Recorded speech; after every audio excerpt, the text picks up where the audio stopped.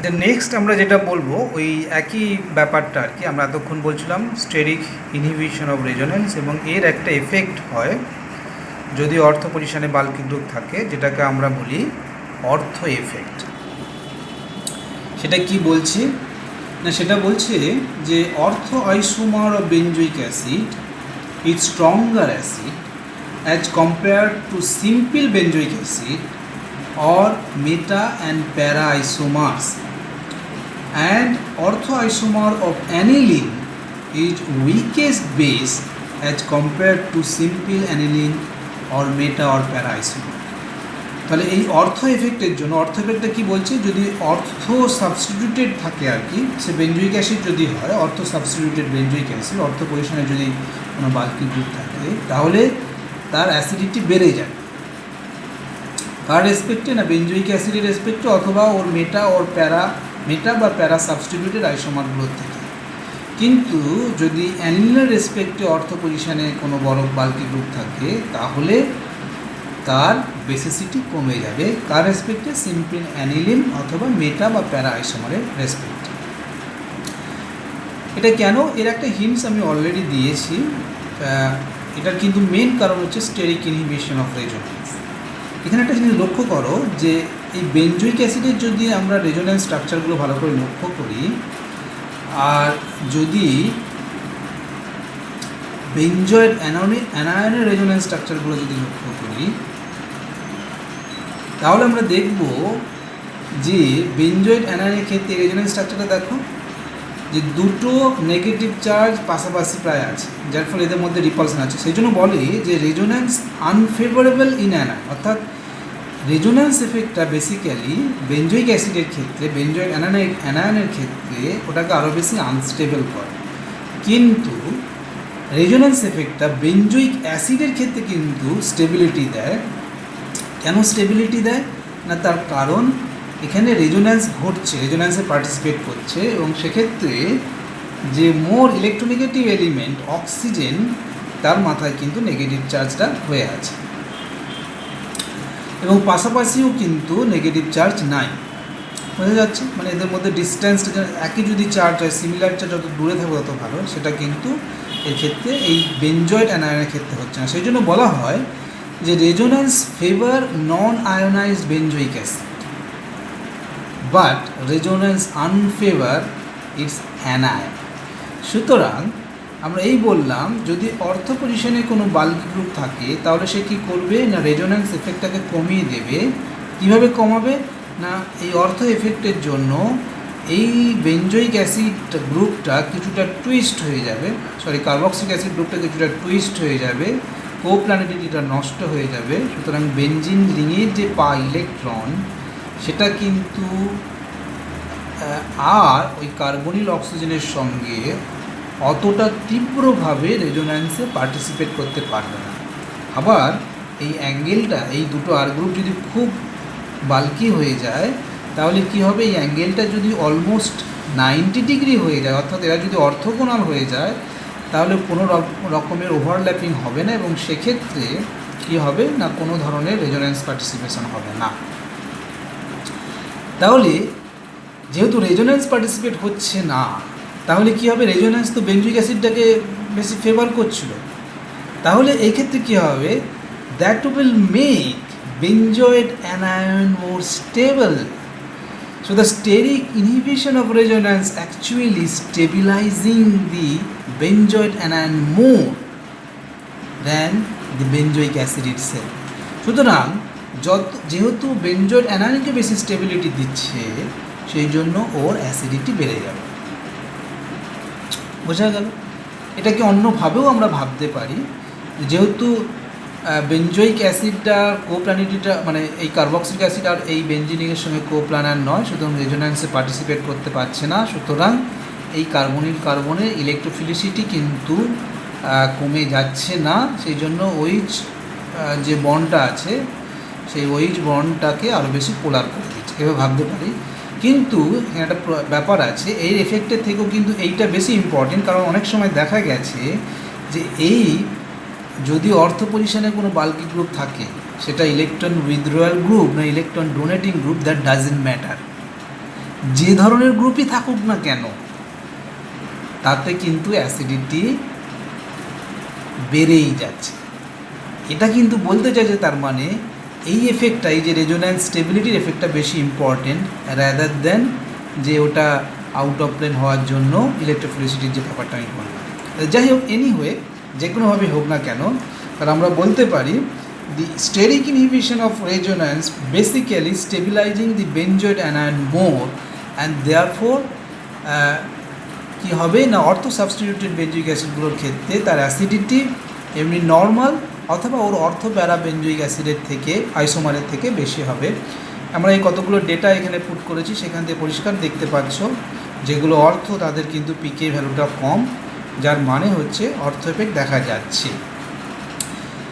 বোঝা যাচ্ছে এর একমাত্র ব্যতিক্রম হচ্ছে যদি গ্রুপটা থাকে OCH3 গ্রুপ বা মিথক্সি গ্রুপ, তার ক্ষেত্রে দেখা গেছে যে এই ভেরিয়েশনটা খুব বেশি নয়, অর্থাৎ অর্থ এবং মেটা আইসোমারের ক্ষেত্রে কিন্তু দেখা যাচ্ছে পিকে ভ্যালুটা একই এবং সেটা প্যারার থেকে একটু কম, পিকেটা একটু কম, অর্থাৎ প্যারার থেকে অর্থ এবং মেটার অ্যাসিডিটিটা বেশি, কিন্তু অর্থর অ্যাসিডিটি মেটার থেকে বেশি নয়, অলমোস্ট একই। এটা একটু মানে তুমি বলতে পারো exception, but otherwise in all the cases ortho isomer is more stronger acid than its than benzoic acid itself or its para and meta isomer.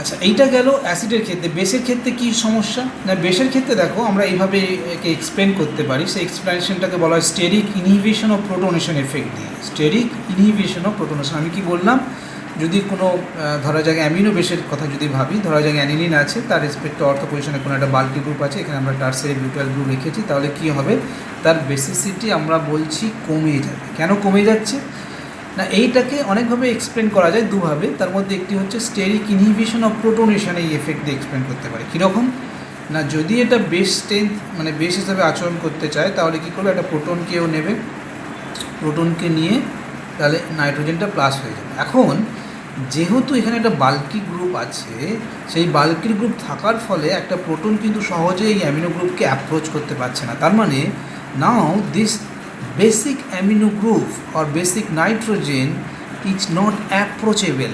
কেন অ্যাপ্রোচেবল নয় না, কারণ তার পাশে একটা বড় গ্রুপ আছে, বাল্কি গ্রুপ আছে, এবং যার ফলে ও সেই স্পেসটাই দিচ্ছে না।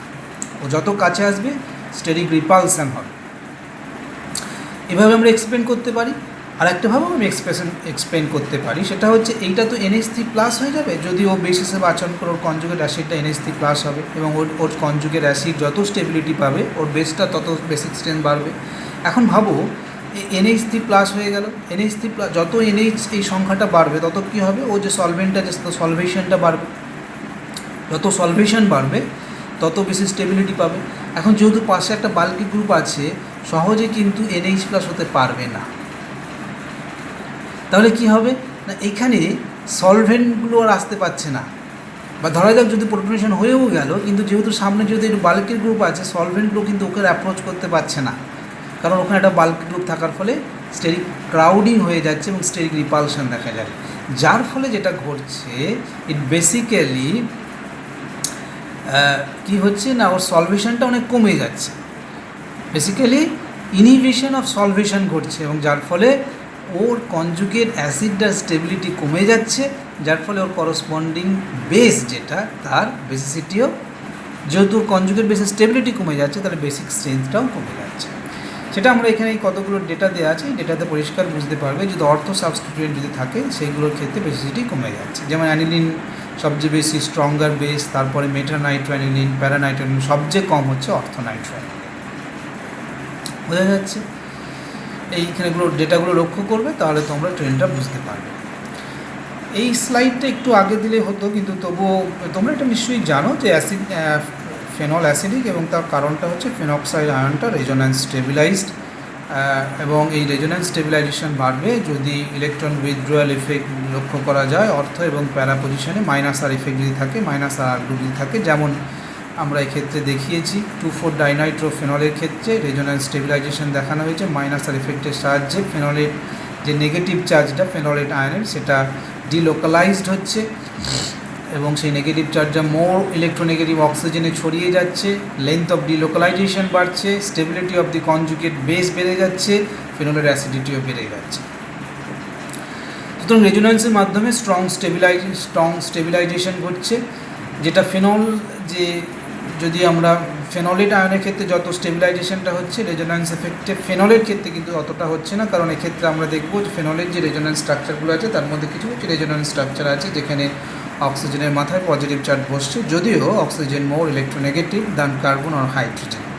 So these resonance structures are less contributing, and thereby these resonance structures basically making the resonance hybrid more energetic, or energy বেড়ে যাচ্ছে, ওর স্টেবিলাইজেশন কমে যাচ্ছে। তো যাই হোক, তাহলে ফেনল যে অ্যাসিডিক তার কারণটা হচ্ছে এইটা। এবং ফেনলের আমরা জানি যত ফেনলেট আয়নের স্টেবিলাইজেশন কী করে বাড়বে, যে নেগেটিভ চার্জকে যত বেশি স্টেবিলিটি দিতে পারবে, নেগেটিভ চার্জকে কে বেশি স্টেবিলিটি দিতে পারবে না, যার ইলেকট্রন উইথড্রয়াল এফেক্ট আছে, এবং সেই এফেক্টটা আমরা এখানে দেখতে পাচ্ছি, এই সমস্ত এক্সাম্পলগুলোতে দেখা যাচ্ছে। আমি দুটো ইন্টারেস্টিং এক্সাম্পলের দিকে যাব। সেটা হচ্ছে এই দিকে দেখো, নাইট্রোবেনজোইক অ্যাসিড আর নাইট্রোফেনল। নাইট্রোবেনজোইক অ্যাসিডগুলোর ক্ষেত্রে অ্যাসিডিটি লক্ষ্য করো, অর্থোনাইট্রোবেনজোইক অ্যাসিড ইজ স্ট্রঙ্গার অ্যাসিড, তারপরে প্যারানাইট্রোবেনজোইক অ্যাসিড, তারপরে মেটানাইট্রোবেনজোইক অ্যাসিড। অর্থোনাইট্রোবেনজোইক অ্যাসিড কেন স্ট্রঙ্গার? না, নাইট্রো গ্রুপের ইলেকট্রন পুলিং এফেক্ট আছে মাইনাস আর এফেক্টের মাধ্যমে, এবং নাইট্রো গ্রুপের মাইনাস আই এফেক্টও আছে। মাইনাস আই এফেক্টটা ডিস্ট্যান্সের উপর নির্ভর করে, সুতরাং ডিস্ট্যান্সের উপর যেহেতু নির্ভর করছে, তো সেই জন্য এই যদি নাইট্রো গ্রুপটা অর্থ পজিশনে থাকে তাহলে মাইনাস আই এবং মাইনাস আর দুটোই ইম্পর্টেন্ট, দুটোকেই কাজ করতে পারছে। তবে যেহেতু অর্থ পজিশনে থাকছে সেই জন্য কী হবে, স্টেরিক এফেক্টের জন্য, অর্থ এফেক্টের জন্য ওর অ্যাসিডিটি বেড়ে যাবে। বোঝা যাচ্ছে? তার মানে এই নাইট্রো যদি অর্থ পজিশনে থাকে সেক্ষেত্রে নাইট্রোর ক্ষেত্রে কী হবে না, সেক্ষেত্রে ওর inductive effect is more important.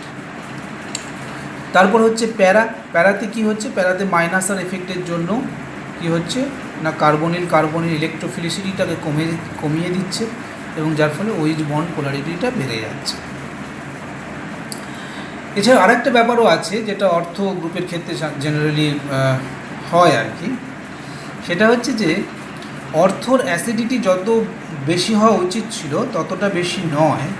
তার কারণটা হচ্ছে এই অর্থোনাইট্রোবেনজোইক অ্যাসিডের ক্ষেত্রে নাইট্রোজেনের যে অক্সিজেন মাইনাস আছে সেটার সঙ্গে এই হাইড্রোজেনটা ইন্টারমলিকুলার হাইড্রোজেন বন্ডিংয়ে পার্টিসিপেট করে, এবং যার ফলে ও নাইট্রোবেনজোইক অ্যাসিডকে বেশি স্টেবিলিটি দিয়ে দেয়।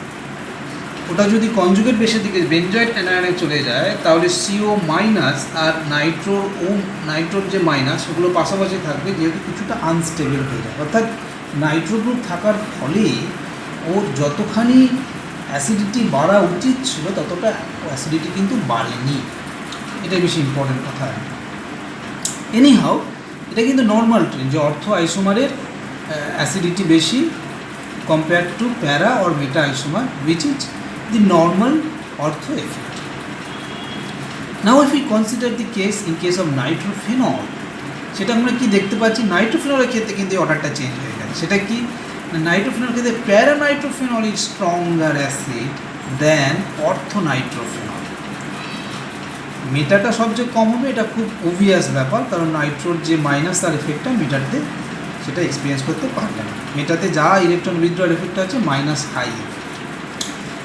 এখন কেন এটা রিভার্সাল হয়ে গেল অর্থ এফেক্টের রেসপেক্টে যদি ভাবি, তার কারণ একটা আছে, সেটা হচ্ছে যদি আমরা অর্থোনাইট্রোফেনলের কথাটা ভাবি, দেখো অর্থোনাইট্রোফেনলে কী হয়েছে, now there is a possibility of intramolecular hydrogen bond, যেটা কিন্তু এখানেও ছিল, C double bond O H, এটা কিন্তু ছিল, তাই না, সি ডবল বন্ড ও, আর এখানে তোমার ও এইচ।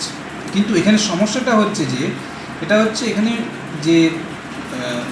যে তোমার মানে যে রিংটা তৈরি হতো ইন্টারমলিকুলার হাইড্রোজেন বন্ডিং হওয়ার ফলে তার স্টেবিলিটি কিন্তু এর থেকে কম, কারণ অর্থোনাইট্রোফেনলের ক্ষেত্রে কিন্তু দেখো 1 2 3 4 5 6 মেম্বার একটা রিং তৈরি করবে, সুতরাং ওর স্টেবিলিটি বাড়িয়ে দেবে। অর্থাৎ এর যে ফেনোলেট অ্যানায়ন, অর্থোনাইট্রোফেনলের রেসপেক্টে যে ফেনোলেট অ্যানায়নটা হবে তার থেকে কিন্তু অর্থোনাইট্রোফেনলের স্টেবিলিটি বেশি হয়ে যাচ্ছে, সুতরাং ও সহজে চাইবে না ফেনোলেট আয়নটা তৈরি করতে। যেহেতু ওর কনজুগেট বেসের স্টেবিলিটিটা কমে যাচ্ছে, সেই জন্য এটা একটা রেয়ার এক্সাম্পল যে ইন্টারমলিকুলার হাইড্রোজেন বন্ডিংয়ের জন্য the nitrophenol, orthonitrophenol is itself more stable compare to its conjugate base or orthonitrophenolate anion. এবং যার ফলে কী হবে, এক্ষেত্রে paranitrophenol is a stronger acid than orthonitrophenol. এর ক্ষেত্রে সেটা হচ্ছিল না, হয়নি। তার কারণ এখানে দেখো, এখানে 1 2 3 4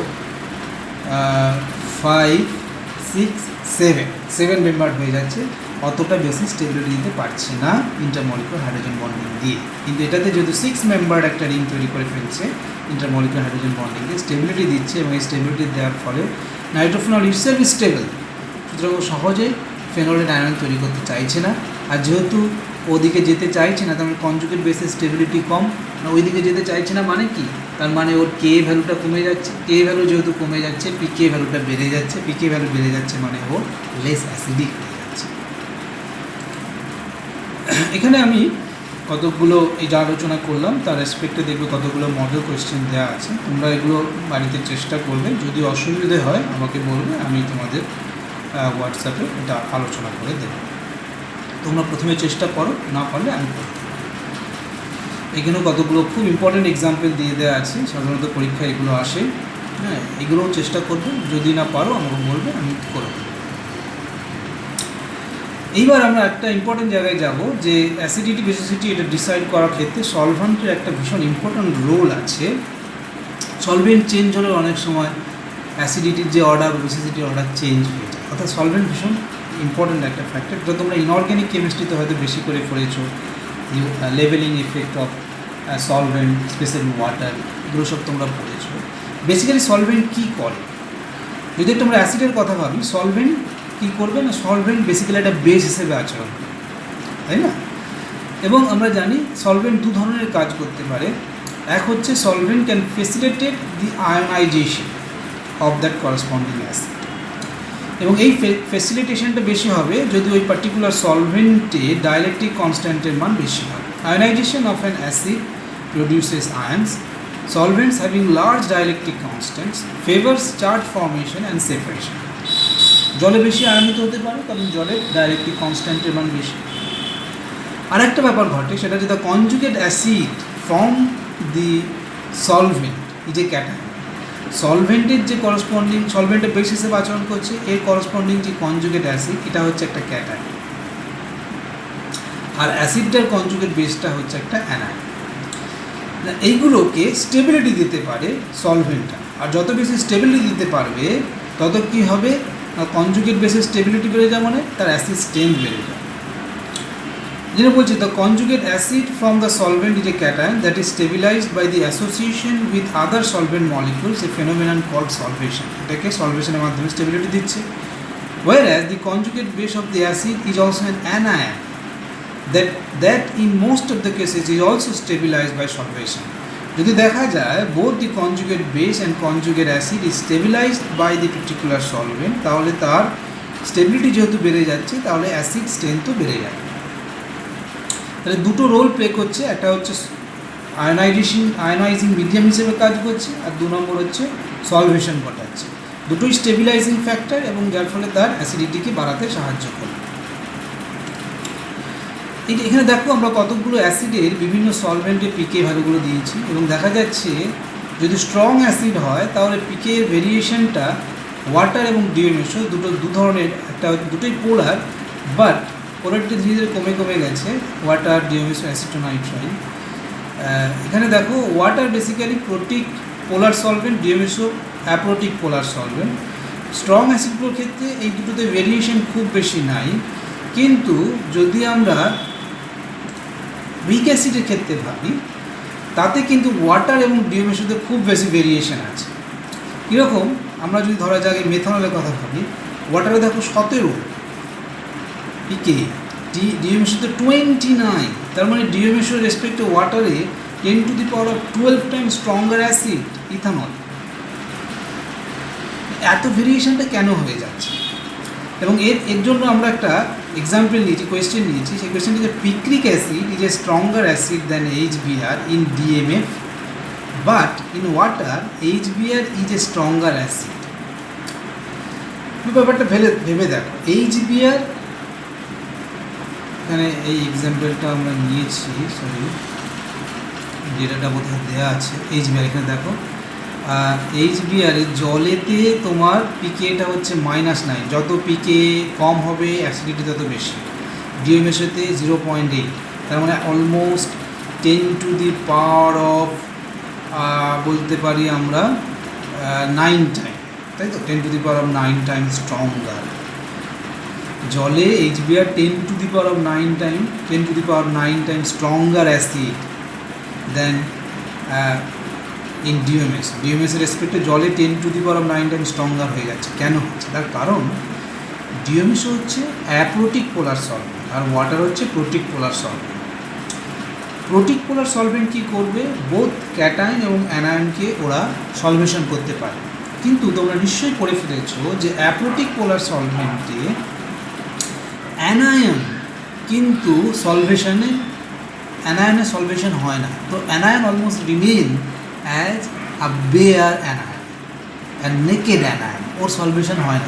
সো অ্যাপ্রোটিক পোলার সলভেন্ট, যেমন ধরা যাক ডাইমিথাইল সালফক্সাইড H+O, তাহলে অক্সিজেন মাইনাসটা আছে, ও মাইনাসটা কী করবে না ক্যাটায়নকে স্টেবিলিটি দিতে পারে। কিন্তু অ্যানায়নকে যদি স্টেবিলিটি দিতে হয় তাহলে দরকার ছিল S+, কিন্তু S+ দুদিক থেকে দুটো মিথাইল গ্রুপ দিয়ে ঘিরে রয়ে গেছে। তার মানে ওই S+টা আর নট অ্যাপ্রোচেবল নাও। সুতরাং অ্যাপ্রোটিক পোলার সলভেন্টগুলো অ্যানায়নকে স্টেবিলিটি দিতে পারে না থ্রু সলভেশন। সুতরাং অ্যাপ্রোটিক পোলার সলভেন্টে অ্যানায়নগুলো বেয়ার অ্যানায়ন হিসাবে থাকবে, এবং যার ফলে যেহেতু ওর স্টেবিলিটি কমে যাচ্ছে, সলভেশন হচ্ছে না, তার মানে স্টেবিলিটি কমে যাচ্ছে, সুতরাং ওর করসপন্ডিং অ্যাসিডিটিও কমে যাচ্ছে। কিন্তু প্রোটিক পোলার সলভেন্ট সাচ এজ ওয়াটার, তাতে কিন্তু অ্যানায়ন এবং ক্যাটায়ন স্টেবিলিটি পাবে সলভেশনের মাধ্যমে। যেমন যদি আমরা জলের কথা ভাবি, ক্যাটায়নটা স্টেবিলিটি পাবে তোমার অক্সিজেন দিয়ে, আর তোমার অ্যানায়নটা স্টেবিলিটি পাবে through hydrogen bonding with water. সেই জন্য যদি আমরা HBr এর কথা ভাবি তাহলে ওর অ্যাসিডিটি জলে বেশি।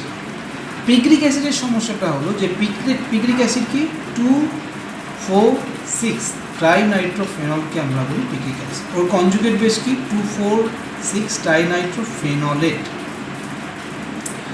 না, এবার ওর কথা ভাবো, জলের যদি কথা ভাবি, জলে আর তোমার ডিএমএর সাথে পিক্রিক অ্যাসিড জলে আর ডিএমএর সাথে কী হবে না, ডিএমএর সাথেও তো ও অ্যানায়নটা স্টেবিলিটি পাবে না। কিন্তু পিক্রিক অ্যাসিডের ব্যাপারটা হচ্ছে ওই ফেনোলেট আয়নটা ওর অর্থ এবং প্যারা পজিশনে স্ট্রং ইলেকট্রন উইথড্রয়াল মাইনাস আর এফেক্ট নাইট্রো গ্রুপ থাকার ফলে কী হচ্ছে, নেগেটিভ চার্জটা হাইলি কী হচ্ছে ডিলোকালাইজড। সুতরাং ওর ফেনোলেট আয়নটা অলরেডি স্টেবল হয়ে আছে। সুতরাং আলাদা করে ওর ফেনলের নেগেটিভ চার্জকে স্টেবিলিটি দেওয়ার দরকারই পড়ছে না। বোঝা যাচ্ছে? সুতরাং আর যেহেতু ওটা খুব বাল্কি গ্রুপ, সেই জন্য কি আরেকটা ব্যাপার আছে, সেটা হচ্ছে যেহেতু তার মানে কি হচ্ছে, নেগেটিভ আয়নকে স্টেবিলিটি দেওয়ার যে তড়িৎপাতটা হয়ে যাচ্ছিল, এর ক্ষেত্রে কিন্তু নেগেটিভ আয়নকে আর স্টেবিলিটি দেওয়ার দরকারই পড়ছে না, কারণ negative ion itself is resonance stabilised. যদি ফেনোলেট আয়নটা জলের মধ্যে কি হবে না, ফেনোলেট আয়নটা মাইনাসটাকে ও স্টেবিলিটি দেবে জলের হাইড্রোজেন দিয়ে।